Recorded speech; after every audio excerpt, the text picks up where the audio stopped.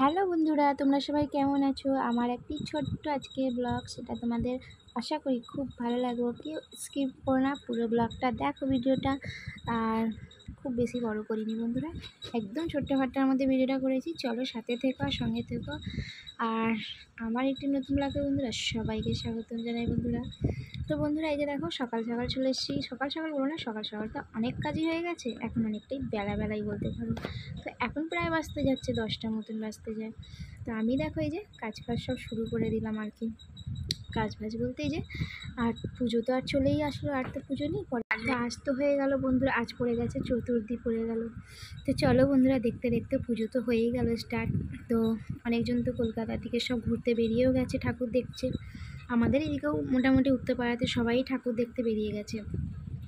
সেই যে আর ষষ্ঠী অষ্টমীর যে ঠাকুর দেখতে যাবো সেটা আর কোনো নেই, তার আগে থাকতে সবাই ঠাকুর দেখতে বেরিয়ে গেছে। কেন কি লাইটিং লেগে গেছে, লাইট এসে গেছে, ঠাকুর এসে গেছে।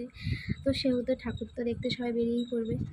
তো আমিও কিন্তু টুকটুক করে আজকে থেকে একটু ঠাকুর দেখতে বেরোবো ছেলেকে নিয়ে। তো উত্তরপাড়ায় কিন্তু আমাদের অনেক ঠাকুর, মানে খুব ভালো ভালো ঠাকুর হয় আমাদের উত্তরপাড়ায়। তোমাদেরকেও দেখাবো এই বন্ধুরা, ভিডিও করবো, তোমরা দেখতেই পাবে। আমাদের উত্তরপাড়াতেও কিন্তু খুব খুব সুন্দর সুন্দর ঠাকুর হয়, খুব সুন্দর প্যান্ডেল হয়। তো চলো বন্ধুরা সাথে থেকো আর ব্লগটা দেখতে থাকো। তো এইদিকে দেখো সমস্ত কিছু আমি আবার ওপরে তুলে দিচ্ছি, এগুলো নিচে রেখেছিলাম, কিন্তু ছেলে যা উৎপাত করছে, যা জিনিসপত্র নিয়ে ছড়াছড়ি করছে, কি বলবো বন্ধুরা, কোনো জিনিস আর নিচে রাখা উপায় নেই।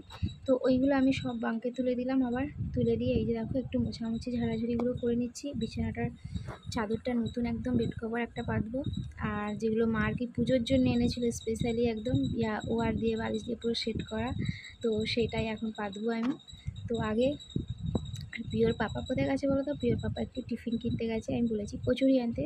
তো ছেলেকে স্কুলে দিয়ে একবারে কচুরি নিয়ে চলে আসবে। তো ছেলের তো আজকে স্কুলটা হয়ে কাল, মানে আর কি কাল থেকে শুনছি যতদূর মনে হয় যে ছুটি পড়ে যাবে হয়তো। তো এদিকে দেখো প্রিয়র পাপাও এসে গেছিলো, আর এদিকে একটু সবজি নিলাম এসে, সবজিওয়ালা এসেছিলো।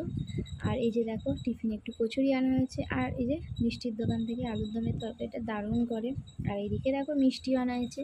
মিষ্টিটা ঠিক আনা হয়েছে বলবো না, কেন কি আমারই একটা বান্ধবী আর কি, বান্ধবীর আর কি ছেলে হয়েছে।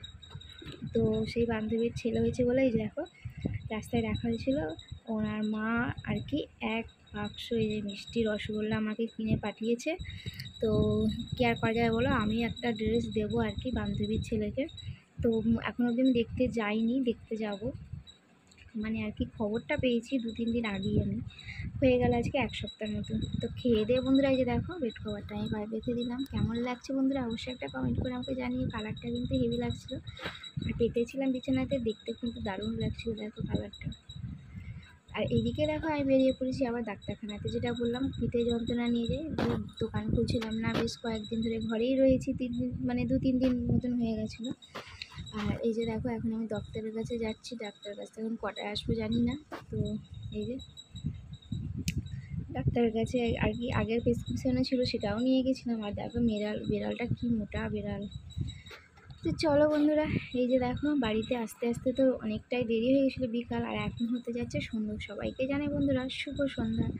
তো সময়টা কীভাবে কেটে গেল বন্ধুরা কিছু বুঝতেই পারলাম না, দোকানে না গিয়েও আর কি বাড়িতে থেকেও আর কি সময়টা কেটে যাচ্ছে। তো চলো বন্ধুরা, এখানেই ব্লগটা শেষ করলাম, বললাম একটা ছোট্ট ব্লগ, টাটা।